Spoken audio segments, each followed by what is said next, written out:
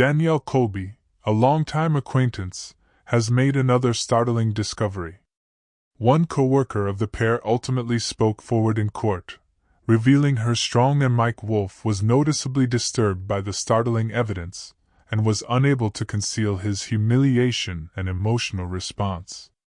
What is the true tale behind Frank, and did Mike really abandon his best friend? You might be surprised by the answers to Fritz's tragic death, so stay tuned. Be disclosed in this. Unfortunately, Frank Fritz's tale took a tragic turn that not many people could have anticipated. What do you think about what transpired with him?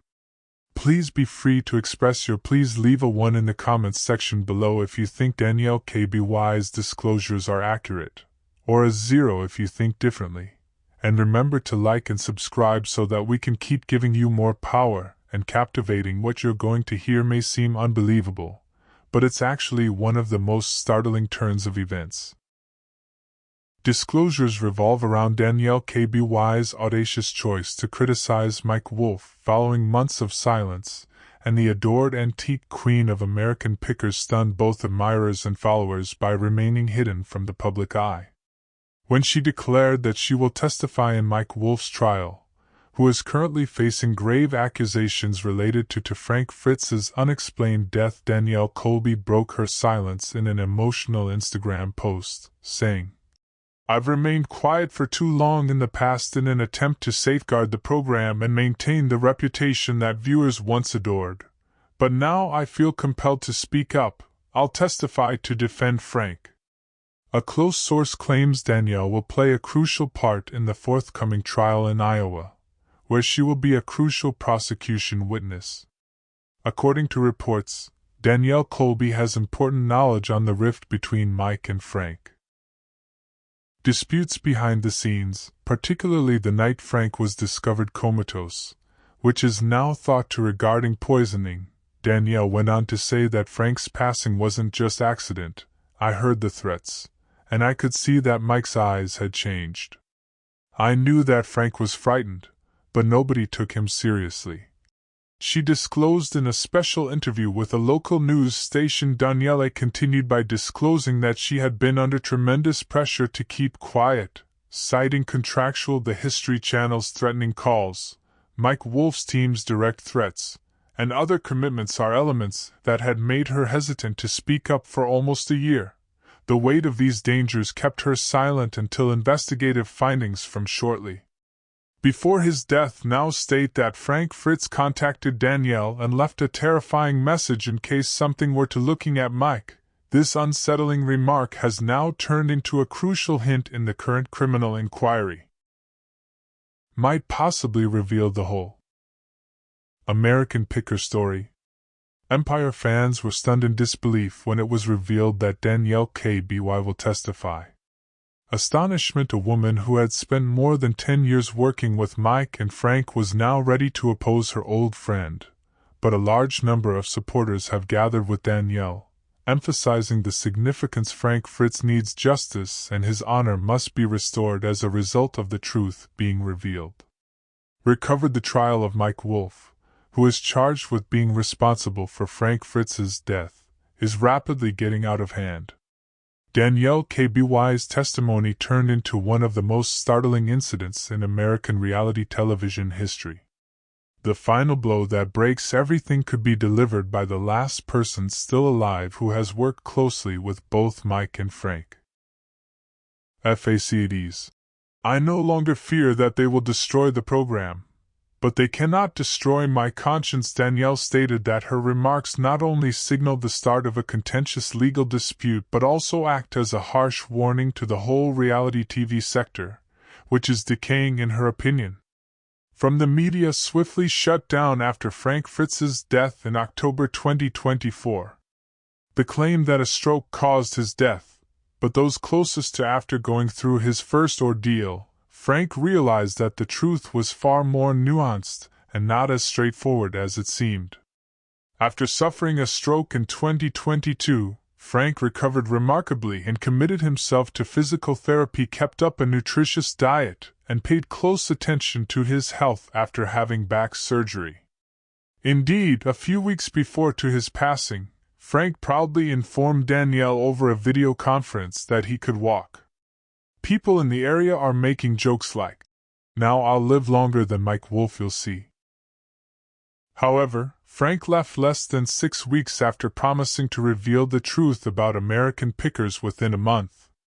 Following his passing, the public was shocked by the autopsy findings.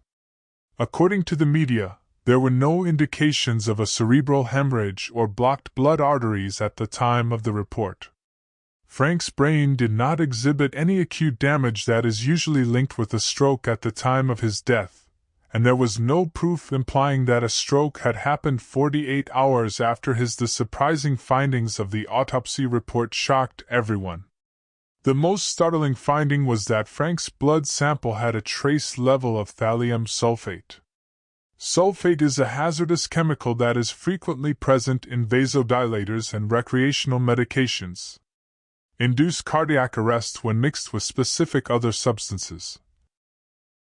Additional evaluations of Frank's kidneys and liver showed acute harm caused by poisoning that is not connected to alcohol or Crohn's illness happened within a few hours of his passing. In particular, it was thought that the poisoning happened between 2 and 6 hours prior to his death. Toxicology was driven by the extensive inflammation and the identification of an odd enzyme in Frank's bile fluid. Specialists to verify that he was probably exposed to one or more unknown chemical substances through consumption. Despite inhaling, the authorities did not discover any outward injuries or indications of falls on Frank's. He was found in bed, laying on his side, with his hand resting next to the telephone. But there were no odd drugs in the room, no scrawled notes, and no signs indicating possibly imply suicide, and the circumstances of his passing only made the question more complex. Nobody could have predicted the probe once the autopsy report showed that Frank Fritz had been poisoned. Taking such a startling turn, the crime scene was the main issue that further complicated the investigation. The door of the residence where Frank was discovered was locked, and there were no indications of forced entry or a break-in. Inside, and nothing in the house seemed to have been rifled through or there was any indication of a struggle. To be immaculate, nearly flawless, which only accelerated the gross suspicion in relation to his death, which begs the disturbing question of whether the murderer had ready access to this notion instantly takes precedence over Frank's house or, more concerning, if it was someone he knew and trusted. The investigation took a more sinister turn after the possibilities of an outsider attack or random robbery was eliminated. When investigators found that a number of Frank's valuable personal belongings were gone, most notably his black notepad, an already perplexing case became much more mysterious when such an important piece vanished. Frank had painstakingly recorded his intentions to expose the show and the delicate subjects in the black notebook. The drawer's customary location for information about his complex connection with Mike Wolf was absent.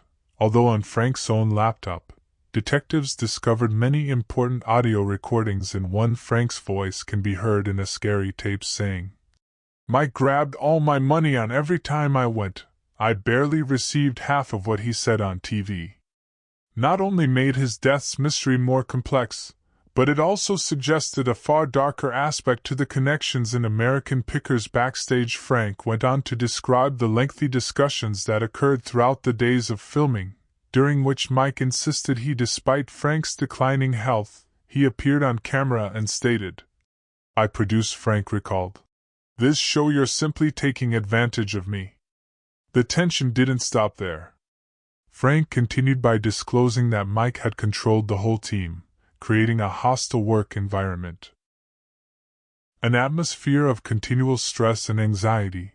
These unsettling discoveries depicted there is a darker side to American Pickers' everyday lives that many people were unaware of.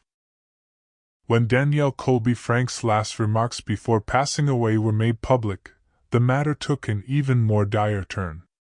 A close friend attested that Frank had warned her, shortly before his death. If this terrifying revelation sparked a worrying question, Was Mike implicated in Frank's death? Anything happens to me, it's Mike's death, and if so, how could he have planned such a strategic action? When crucial documents inexplicably vanished without any indication of forced entry or fight, might the crime scene was meticulously staged by a bigger force to hide important evidence and divert the investigation. The FBI formally assumed control of the case at that point and began a thorough investigation into what they shocked everyone when they discovered it in Mike's house, revealing unexpected turns in the case. While shedding fresh light on riddles that have been hidden for more than 25 years, the bond Frank and Danielle Mike had an unbreakable bond, and during the course of their 3 years together on American Pickers, their friendship served as more than simply the show's glue. It was what kept it going. Was the essence of the thing that kept everything together. Frank and Danielle Mike's relationship wasn't designed for the cameras. It's as authentic as it gets, and their relationship is based on years of trust, loyalty, and a mutual appreciation for the tales buried in forgotten antiquities. It all started in Iowa with relaxed Danielle and Mike have a long history of talking and respecting one another, which swiftly developed into a strong relationship. She established the burlesque Blue Mustache group in the early 2000s while still performing as a stripper. Davenport's rise to national television recognition from such unvarnished beginnings is evidence of how authenticity has the power to mold things. Amazingly, Mike was already an experienced antique hunter at the time. Through dusty barns and flea shops, ever searching for the next lost gem, their paths didn't intersect in a formal trade show or boardroom, but in the dirt and muck of actual locations where individuals interacted over old tools, tarnished signage, and the understated charm of vintage treasures were all present in those in the midst of history and dust. A unique and enduring connection was formed. To take Mike didn't have to second-guess who should oversee the American Pickers franchise after the History Channel approved it. His first and only option was Danielle Colby of the Antique Archaeology Shop, but she wasn't assuming a character for the show, but what you saw was her bold inked in real life. Being unashamedly herself, Danielle brought a distinct edge to her punk rock and old-school ideals. She wasn't merely a supporting role for Mike and Frank. She provided the vitality that kept the dynamic of the show balanced. The constant power that kept American Pickers efficiently. An equally important member of this illustrious three was Machine Frank Fritz. When the three of them appeared on television together, their easy connection captivated the audience with its genuineness. Laurel and Hardy of Picking was one episode that encapsulated their strong relationship when Mike and Frank investigated the Danielle kept in close contact, contacting not only to give leads, while searching the back roads of rural Ohio for hidden treasures. However, she used her trademark wit and humor to lift people's spirits. It wasn't just business, it was friendship in action. Fans sensed it.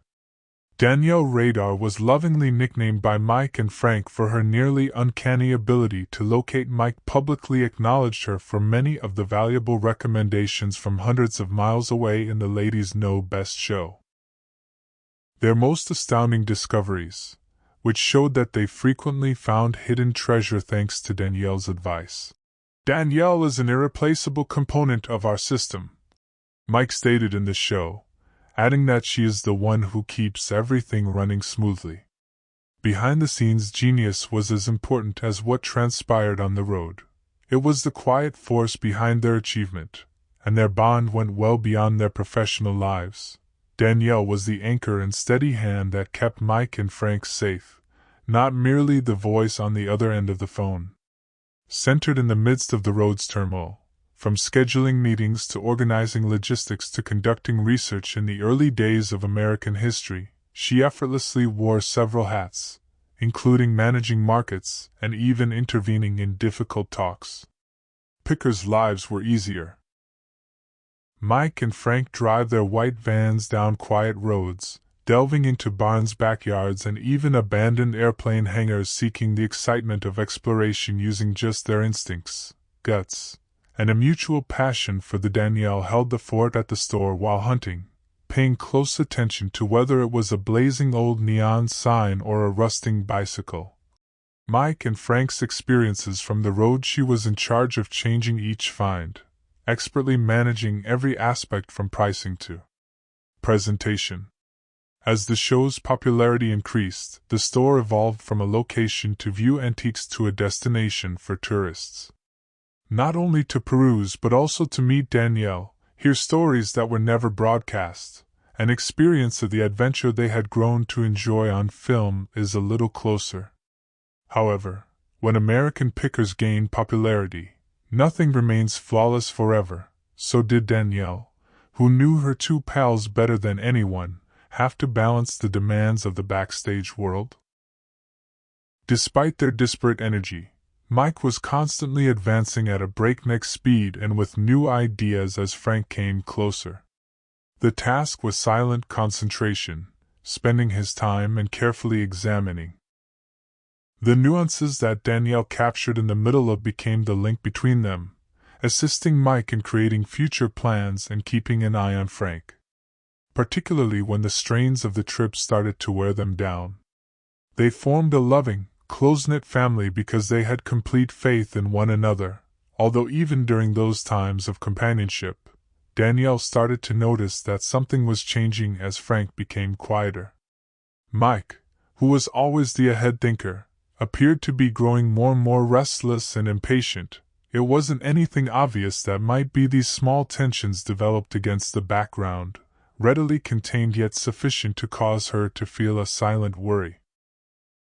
With increased network scrutiny, the reality behind American pickers was much more complex and more nuanced than the sloppy grins and vintage treasures viewers witnessed on television. Mike Wolf, Frank, Fritz, and Danielle Colby's unshakable friendship had once been the firm base on which American pickers prospered, but over time, minor fissures started to show, not from treachery but also from the inherent factors that influence any significant endeavor, such as the weight of pressure and the attraction of ambition, and the unavoidable forces of change that alter even the most solid bonds. Frank and the two were sitting behind the Anair store one afternoon when they noticed automobiles passing by.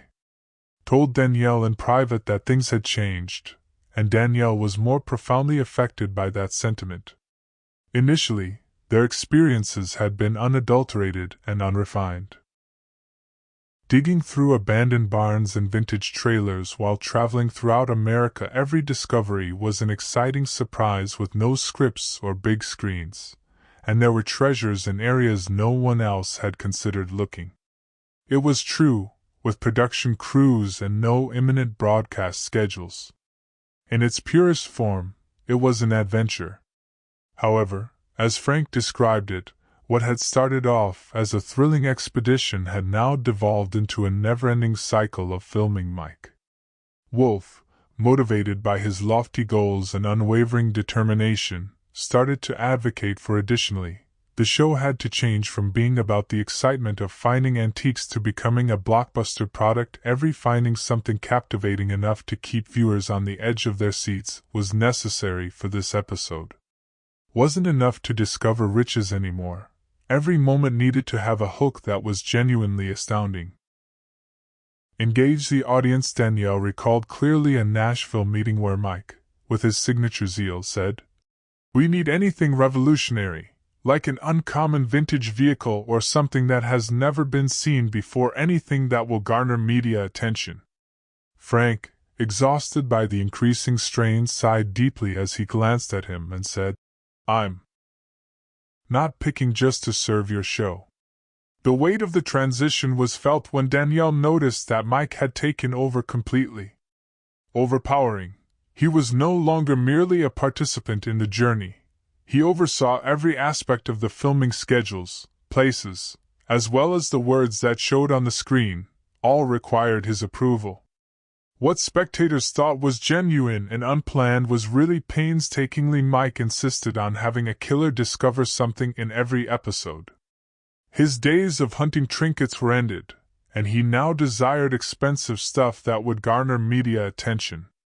Tens of thousands of dollars worth of agreements that would generate excitement on social media and keep viewers interested in each new episode. The focus shifted from the excitement of the chase to creating a spectacle that would take center stage. Screens and support the show's ever-rising demand. Success. Frank started to feel more and more excluded, and one day he said, "Danielle, I no longer even get to choose where I go. Instead, I just arrive at designated locations and act like astonished that the thrill that had previously accompanied the hunt's freedom had vanished." When Frank recommended a well-known place or a reliable vendor, Mike would quickly dismiss it with a "doesn't fit the format," or the enthusiasm that previously drove their escapades appeared to have given way to an unrelenting desire for spectacle that made Frank feel like a pawn in a game he had forgotten. Frank had gradually fallen from being an equal partner to a supporting role in the very voyage that he had contributed to creating the enchantment that sprang from the real, unplanned situations was disappearing. Danielle, the editing phase was when I really saw that the ordinary moments that had always made the show unique were becoming mute. Frank's contagious laughing upon finding a strange, low-cost find or the times that had provided warmth and relatability were when he and an obstinate vendor were joking about two American pickers, but a more polished, manufactured story has since replaced them. Rather, the show started to only include dramatic, well-polished, and packed content that matched Mike's criteria for airworthy material. Mike had famously said, "We're telling a story and I'm the storyteller." This felt like a statement of exclusive control, even though it made sense within the show's framework. His idea became the driving force behind American Pickers, leaving little opportunity for spontaneity and genuineness. That initially caused the show to appeal to Frank. Fritz, in the meantime, was silently battling a terrible disease. His body had been destroyed by Crohn's disease for years, making him progressively weaker. Around 2017, Danielle started to notice concerning signs of exhaustion and complete exhaustion. Frank's phone calls, which were formerly regular and lively, have decreased in frequency. His voice sounded frail when he did reach out, as if each